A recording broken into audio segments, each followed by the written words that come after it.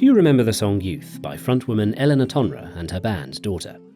With its lyrics about loss and heartbreak, Youth went viral in 2014, and to this day, the song still resonates with people. We are the reckless, we are the wild youth. Over the years, this sad song has garnered millions of streams and appeared in movies, TV shows and video games.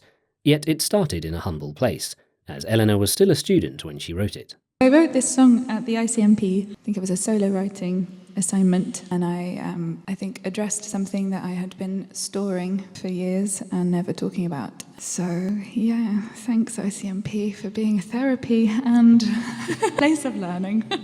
Although Elena says writing lyrics is like therapy for her with a smile, she means it. Nearly her complete discography consists of personal lyrics about sad memories and feelings. In the sad moments, that's when the song inspiration comes. That's when I write. That's why I write, probably. So what is the deal with Daughter's melancholic music that keeps so many people coming back for more, and even has Keanu Reeves talking about her? Growing up in London, Elena was raised by musical parents. Their collection of vinyl records from the 70s often played throughout the house. Furthermore, her older brother was a skilled musician, able to play guitar and piano. This loving family would be the spark for Elena to explore her own creative potential. She started off writing poems, which then transformed into song lyrics. The only thing missing from here was the sound. This is why, whenever her brother wasn't home, Elena would sneak into his bedroom, grab his guitar, and play it. Through this, she would teach herself the basics of the instrument. Unfortunately, Elena's childhood wasn't all pleasant. She faced bullying at school, which forced her to switch schools at the age of 12. It was here Elena started to take lyric writing more seriously, to deal with the pain of change and loneliness. I mean, the songs were rubbish, I'm not going to lie.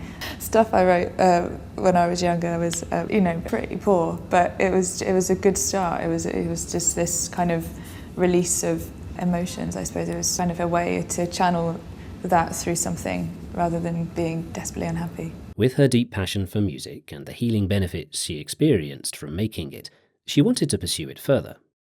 In the late 2000s, she started her music studies at the ICMP, a decision that would change her life forever. Elena wanted to get more recognition as a student of the ICMP, but was too scared to put herself out there. Luckily, a couple of friends encouraged her to play her songs live. Facing her fears, she ventured into London's music scene. She started to perform solo gigs under her own name in various pubs. With only a guitar and some equipment, she would go on stage and perform her gloomy songs. However, she felt uneasy being alone on a podium, and being rather shy, she found it difficult to grab the attention of the audience. At that moment, she knew something had to change. Luckily for Elena, one night, somewhere in the crowd, an audience member did pay attention to her performance. This was fellow ICMP student and guitarist Igor Haefeli. He got in touch and they became close friends.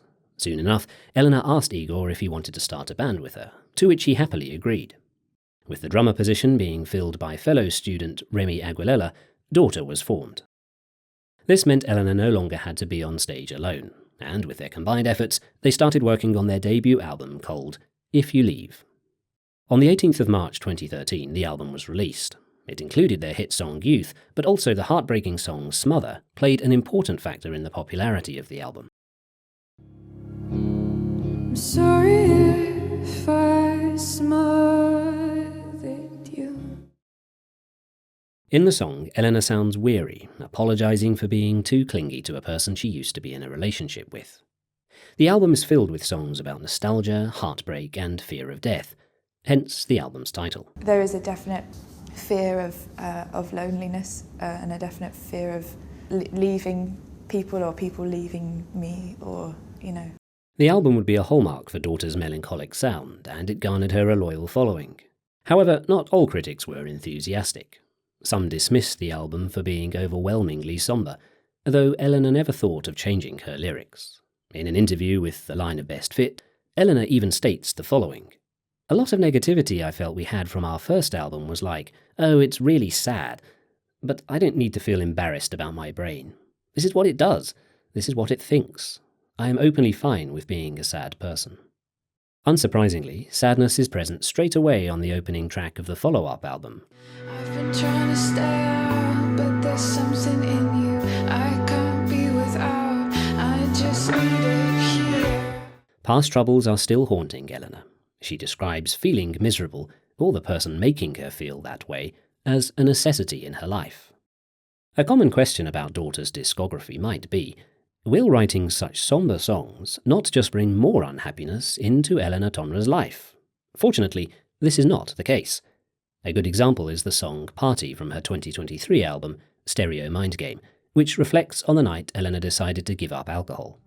The worst night of my life, or even worse, the best.